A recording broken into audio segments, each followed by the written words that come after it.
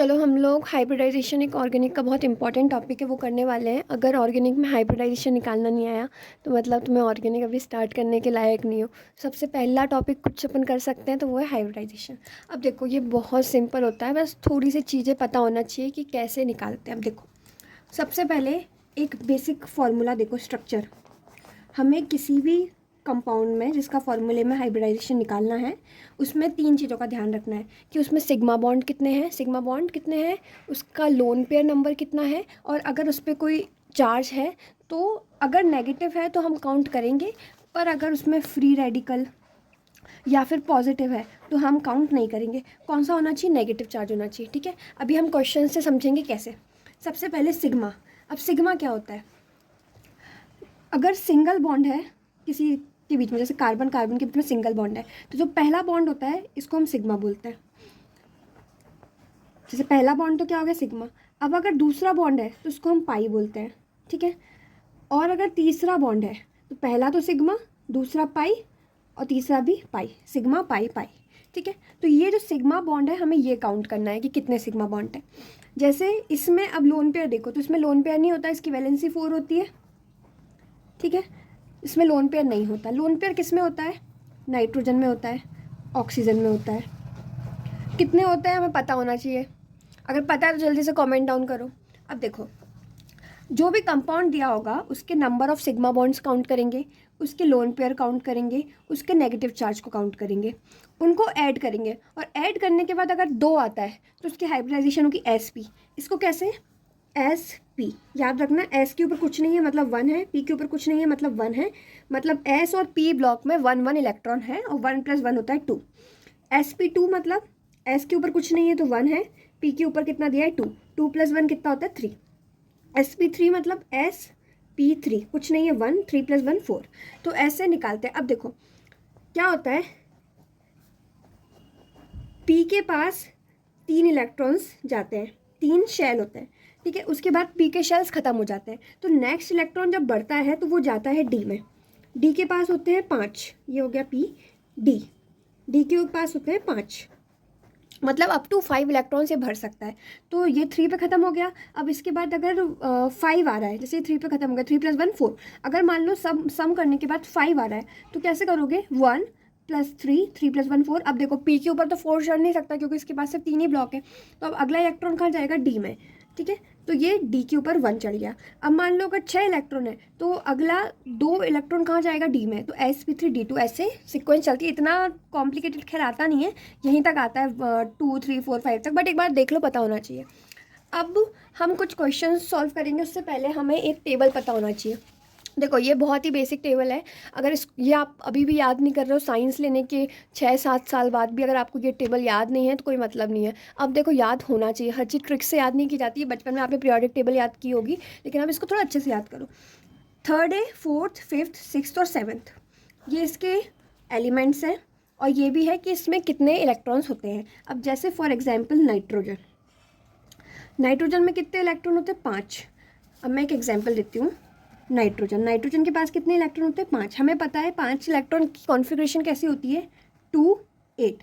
अब इसके पास तो 5 है, तो 5 में से 2 तो पहले शेल में चले गए, बचे कितने? 3 4 5, 3 इलेक्ट्रॉन। अब देखो इसके पास 2 ऑप्शन है, या तो, क्योंकि देखो ये है स्टेबल कॉन्फ़िगरेशन, ये बनना चाहिए किसी भी एलिमेंट को स्टेबल करने के लिए। अब इसके पास 2 ऑप्शन है, या तो ये 5 इलेक्ट्रॉन ले ले तो 5 + 3 8 हो जाएगा, या ये अपने 3 इलेक्ट्रॉन दे दे। तो क्या आसान है, 5 इलेक्ट्रॉन को लेना या 3 इलेक्ट्रॉन को देना? तो ऑब्वियस सी बात है 3 इलेक्ट्रॉन को देना। तो नाइट्रोजन के पास कितनी वैलेंसी होती है? 5 इलेक्ट्रॉन होते हैं, तो वैलेंसी कितनी होती है? 3। ऐसे ही ऑक्सीजन के पास 6 इलेक्ट्रॉन है, तो क्या करेगा वो? अपने 2 इलेक्ट्रॉन दे देगा, तो इसके पास वैलेंसी कितनी होती है? 2। मतलब नाइट्रोजन 3 बॉन्ड बना सकता है, ऑक्सीजन 2 बॉन्ड बना सकता है।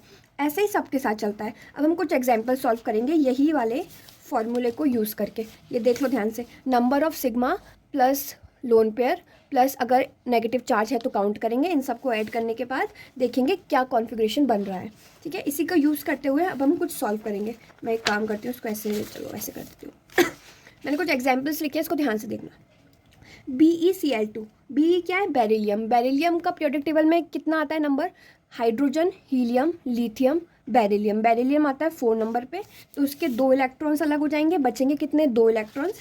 मैं लिख देती हूँ, बेरिलियम के पास होते हैं 4 इलेक्ट्रॉन्स, 2 और 2, और ये 2 इलेक्ट्रॉन वो दे देगा, मतलब 2 बॉन्ड बनाएगा। किसके साथ बना रहा है, क्लोरीन के साथ बना रहा है। तो बेरिलियम कैसे लिख सकते हैं, BeCl, ये बन गया बेरिलियम का स्ट्रक्चर, बेरिलियम क्लोराइड का स्ट्रक्चर। अब देखो इसमें कोई लोन पेयर है नहीं, बेरिलियम के पास कोई लोन पेयर होता नहीं है, ठीक है।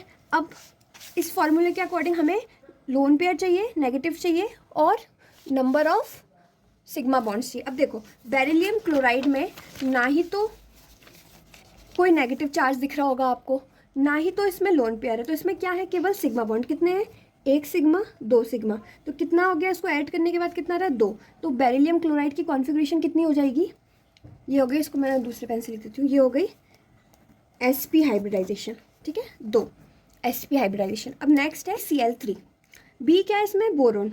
बोरोन का कितना होता है वैलेंसी, देखो अभी ये वाले चार्ट में लिखा हुआ है इसमें, देखो बी का कितना है, 3 इलेक्ट्रॉन्स, मतलब ये अपने 3 इलेक्ट्रॉन्स दे देगा, क्योंकि अगर ये 5 इलेक्ट्रॉन्स लेगा तो इसको ज़्यादा महंगा पड़ जाएगा, तो क्या करता है, अपने 3 इलेक्ट्रॉन्स दे देता है। किसको दे रहा है, क्लोरीन को दे रहा है, तो इसका स्ट्रक्चर कैसे बन जाएगा, BCl3। अब देखो इसके पास भी लोन पेयर नहीं होता, इसके पास भी नबी, इसमें देखो कहीं भी आपको नेगेटिव चार्ज नहीं दिख रहा होगा, तो हम ना लोन पेयर काउंट कर सकते हैं ना नेगेटिव चार्ज। यहाँ भी क्या काउंट करेंगे, केवल सिग्मा। कितने सिग्मा है, 1 2 3 सिग्मा। और 3 के लिए क्या होता है, sp2, तो इसकी कॉन्फ़िगरेशन क्या हो गई, sp2।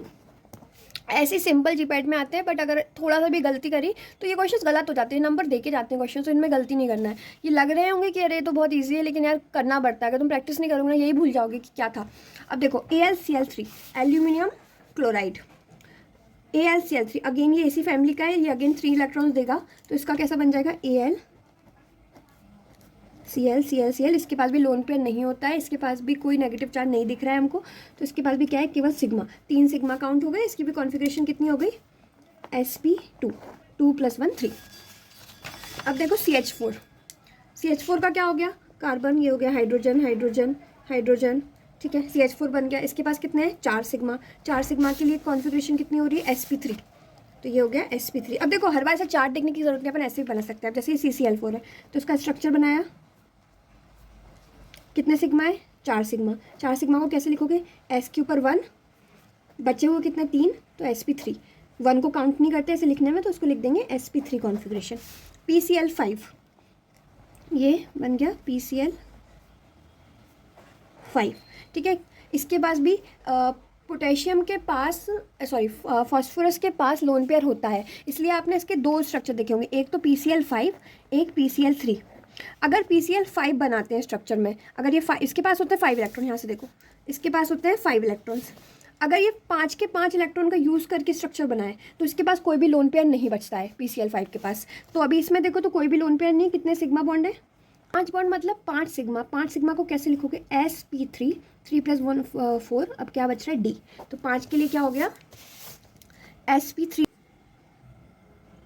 सॉरी वो स्टैंड से गिर गया था। अब देखो ये हो गया sp3d, ठीक है। इसमें पांचों के पांचों इलेक्ट्रॉन्स यूज़ हो गए, ठीक है, कोई लोन पेयर बच नहीं रहा। लोन पेयर क्या होता है, जो इलेक्ट्रॉन्स यूज़ नहीं हो पाते तो वो पेयर के 2 में ऐसे एज अ लोन पेयर रह जाते हैं। अब देखो अगर इसी का स्ट्रक्चर PCl3 के फॉर्म में बने, देखो ऐसा ज़रूरी नहीं है कि सबके स्ट्रक्चर आप अपनी मर्जी से बनाओ, जो एग्जिस्टिंग स्ट्रक्चर्स होते हैं केवल हम उनको देखते हैं कि कैसे बने। अब देखो जैसे PCl3 भी एग्जिस्टिंग है, अब PCl3 में क्या होता है ना, ये रहा PCl3, ये बन गया PCl3 का स्ट्रक्चर, ठीक है। अब इसके पास इलेक्ट्रॉन्स कितने होते हैं, 5 इलेक्ट्रॉन्स होते हैं, ठीक है। तो इसके पास होता है एक लोन पेयर, इन सब के पास लोन पेयर होता है, नाइट्रोजन के पास भी होता है, फॉस्फोरस के पास भी होता है, आर्सेनिक के पास भी होता है। इस पूरे ग्रुप के पास एक लोन पेयर होता है, और आपको पता है ऑक्सीजन के पास 2 लोन पेयर्स होते हैं। तो अभी हम इनके बाद में देखते हैं।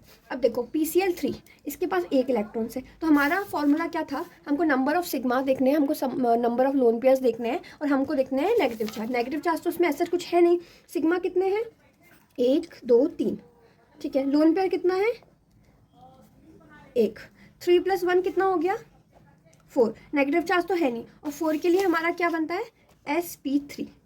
तो देखो PCl5 होगा तो हाइब्रिडाइजेशन होगा sp3d, और PCl3 होगा तो हाइब्रिडाइजेशन होगा sp3, ठीक है।